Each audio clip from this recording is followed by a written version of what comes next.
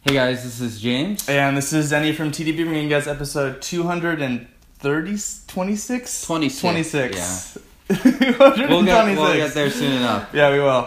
What do we got going on today, James? Yes, we got some old white tea. Well, it's not. It's about 10 years old. It's labeled old white tea, so I was reading off of that. It's from 2008. It is. I'm not sure actually what type of white tea it is. It's looking at this. Oh wow! It's definitely it's coarser. It's not Silver leaves. Needle or anything like that. Not. I don't think it's Baimudan either. But it has been aged. So I have not tried this. Denny has not tried this. This is from Thomas over at Healthy Leaf. So we will give this guy a shot. Beautiful. Okay, now This is probably. I'm gonna try to get in here if I can. God, this is gorgeous. It's also very lightly packed, so it should be easier to work with here. Look at those big leaves. So while Denny is doing that, I'm just gonna quickly say that brewing a older white tea and a white tea from like coarser sort of leaf material like this is going to be very different from brewing your 2017 Silver Needle. Yeah. It can definitely take a little bit more heat. You can push these teas a little bit. People have even advocated sort of like boiling the tea leaves. We're not going to do that for this show, but you can do a lot more with these than sort of give it a really low temperature brew. Yeah. And looks like quite a bit. Yeah, we can always toss more. Yeah. So you guys can't exactly see, but Denny has filled maybe a quarter to a third of the gaiwan.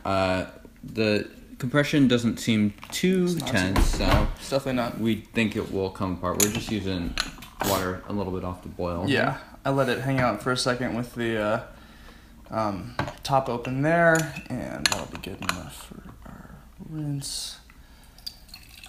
Wow. Well, that looks like beautiful. a white tea, yeah. That's really nice. Let's give it a smell. Honey is absolutely the smell. Yep. I would. So we just that was a rinse? Yeah. Okay. Yeah. Go ahead and just do that. Do this real fast. So that covered. And let's just try it off of a kind of a quick boil. So the color is there. I don't want to oversteep it. We do have a lot of leaf, so we'll see how this goes. If it's too light, we'll definitely add a lot more time. Look at that. You can see that green still for sure. You see that some of the green in there still? I mean, it's definitely aged, but you can still see the light green. Mm-hmm. So what would be some indicators that this was aged? The color of the leaves are going to change a lot.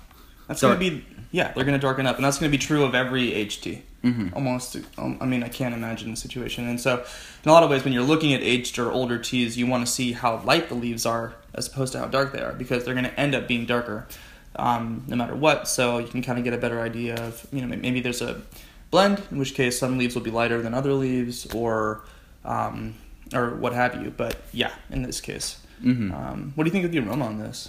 I think honey is spot on. I get some sort of like herbal medicinal stuff to it as well. Absolutely. Yeah, you can smell the age a little bit too. Yeah.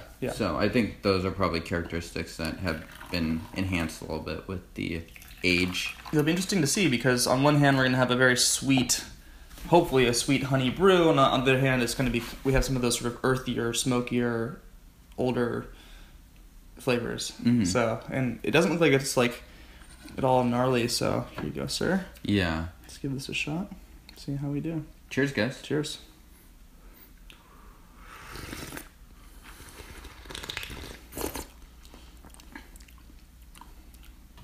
Sweet, pleasant, very white tea-y still. Yeah, I would say exactly what you said, that it still very much tastes like a white tea. Maybe it kind of transitions. White teas, to me, have that sort of fresh, verdant, crisp sweetness, and then they're done. It's kind of this like punch, and it's just wonderful, and then psh, that's it. Whereas this has that lingering, deeper, almost roastier notes to it. In at least on my palate, just a little bit more depth. There's still those beautiful, wonderful, heightened white tea flavors going on, especially in the front of it. Yeah. But what about any bitterness or astringency? I mean, I'm not getting any. Yeah, none here either. I don't know if we're gonna get there or not in the cup, but at least to start.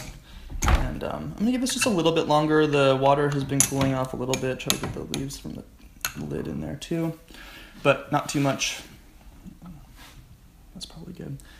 I think one of the differences that I'm tasting here, and that liqueur is wonderful looking, is I'm really key. It's the persistence of the flavor for me. I'm still tasting it right now, and that it almost the sort of reminisce or the remaining. I'm not thinking of the right word. Flavor is more of a roasted flavor for me. Almost more of like a roasted oolong. So rather than maybe more of an emphasis on fresher flavors that you would get from a younger one, it sort of has a deeper, roastier, earthierness to it.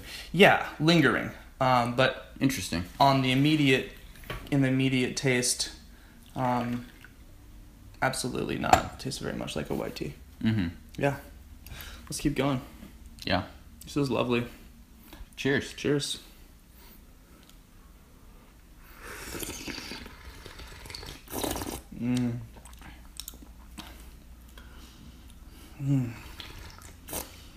This is really good. Yeah. I would say that this tea, as far as being sort of on like the delicate to not delicate spectrum of stuff, is more moderate. I wouldn't say it has like that sort of like delicate silkiness that you can get from like some white teas, especially Silver Needle. Yeah. So that's not very unexpected, considering this tea is older and coarser material. Part of that is taste. Yeah. Part of that is also texture, right? So yeah. Are you commenting that the texture is a little bit different than some of those other white teas, or do you feel like I think it is, yeah. I think it's a little bit stronger, a little bit more robust, less of like that, I don't know, really refined elegance. It's not that as silky, some of these fresh teas have. Yeah, it's still thick, a bit more oily maybe. Yeah. Man, this is really tasty to me, I have to say. I think there's all that good white tea-ness that you want, and then the sort of like, kind of just like undercurrent of residual, more roasty flavors. Not quite in the Oriental Beauty camp, but those really floral, sweet notes, almost fruity. I'm really enjoying this. This is yummy. I wonder how a tea like this would hold up in another 10 years, you know? Me too. I was actually just thinking that. And I would guess that it would... I don't know. I mean, it also depends on the conditions, I suppose. But yeah. Like, I would guess that this tea might be at a really nice stage where it has like some of those more aged notes as well as some of those fresher notes. Right. I would guess that it'd probably develop more of those earthy, roasty, medicinal notes even more. Yeah. But I don't know. I don't have that much experience with aged white teas, so it's hard to say. So that color looks like the darkest of the many that of the 3 brews. And I mean, Danny commented that there's some green leaves, but there's also definitely some dark leaves in here that are remaining dark. So it's sort of like not all the leaves are homogeneous. No, I would say so. Definitely not. I mean, this is not a Silver Needle. This looks like some small leaves, some big leaves. Yeah, but really yummy. Yeah. Let's keep going.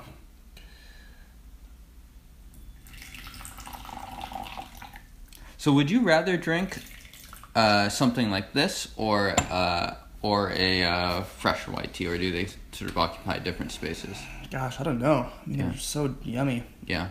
This one has some different character to it. I'll say that. I mean, it's not... I think if the color saturation of this brew is an indication of the longevity, then just that alone is going to be different, right? Yeah. We're going to get a lot more brews and steepings out of this than we would if it were just really fresh. Yeah. I think that we'll see how this goes. The steeping in particular, I think, will be indicative. But yeah. Yeah, I'm really enjoying this. Yeah. I wouldn't say that I would want to pick if I had to choose, fresh whites versus aged whites per se.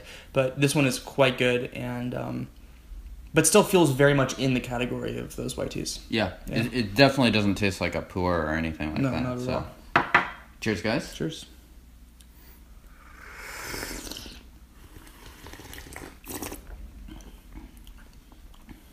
It is a bit different. I actually like this steep a little bit more. I think it has a little bit more of a texture to it. Yeah. It has a little bit more of those, like, I don't know, herbal medicinal notes to me as well. I agree entirely. I think we're losing, not in a bad way, but some of those sweeter floral aromas are kind of falling off a little bit. Now we're getting into more of the sort of, as James put it, those kind of older textures and older flavors. This is really good, though. And let's do one more steeping. Yeah. I think it could. I think it did well. I think a little bit of hot water. I think if you prefer the second or the third steep would depend a lot on what you're looking for in a tea. But I think they're both quite tasty. Yeah, absolutely. Yeah, I think this is a pretty diverse, interesting tea, and quite yummy. Do we know how much this bad boy costs? Yeah, so it actually comes in a 357 gram cake, just like Puer, and it costs, I think, around 70 USD. So, pretty reasonable price, I would say. Very reasonable. That is so much tea. Yeah. Yeah. So you can also buy like 50 grams or something like that, and it will be prorated to some rate. So, yeah. And Denny, the most important question: how would this do according to the mom test? Moms everywhere would agree this is a really yummy tea. Are on their seat. They're waiting for it. Yeah. I think the Federation of Tea Moms Incorporated would definitely give this a 2 thumbs up. The FTMC, yeah. Of course. Yeah, no, I mean, this is a very amenable brew. I'd have a hard time meeting someone who's going to be like, ew, gross. There's some lingering flavors here that are interesting. I don't think they're off-putting, but they might pique some people's interest. And look at the color on that again. And I think this tea also should be emphasized, like, unlike the Silver Needle, I think you don't need to be super particular in how you steep this. I think this would hold up in a lot of ways. I think so too. Yeah, absolutely. And this is one of those teas that you can get a lot of and then hang out on it and drink it on occasion. Although if it were me, I probably would drink this up pretty quickly. Yeah. I think it's really tasty. This would definitely be maybe a start of the day daily drinker for me. Yeah, pretty easy on the body. Yeah, too. Yeah, it's light, it's refreshing, but warming. I think you could drink this in any season and it'd be really yummy. So, yeah, let's do it. Cheers, guys. Cheers.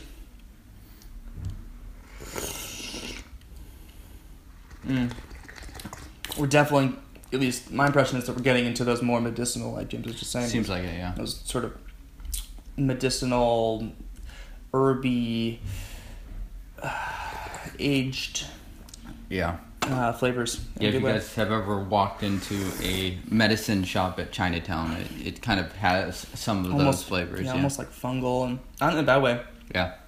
So maybe you give your mom the first 3 steepings, and then you enjoy the last 3 or 4. Yeah. But this tea obviously is having great longevity, so that's another benefit as well. Yeah. I would definitely recommend this tea. And this tea I think would be a really fun comparison versus something fresh and light that's similar, but it's also going to be fairly different. So if you're looking to make a comparison for fun, if you're into that kind of thing, then I'd recommend doing that. Absolutely. As well. Yeah. So for folks who want to go and pick this up, James. Yeah, go check them out at Healthy Leaf. Look up the Old White Tea. I think that's literally what it's called on their site. From 2008. It's a cake. It has a wrapper. So check that out. I think Denny and I both enjoyed this. So thank you, Thomas, over there for sending us this tea. Yeah. And we will see you guys. Not until we plug and demand all of our PayPal donations. Yeah. Give us all your money. But if you're not going to do that, subscribe, like. Give this video a thumbs up. Tell your mom to share this video if you have a mom. If you don't have a mom, you're Jesus. Or not Jesus, the other one. Anyway, we're going to cut it there, leaving me humiliating myself just enough for you to be intrigued on how stupid I'll be next time on TeaDB. Cheers. See you guys then. Bye.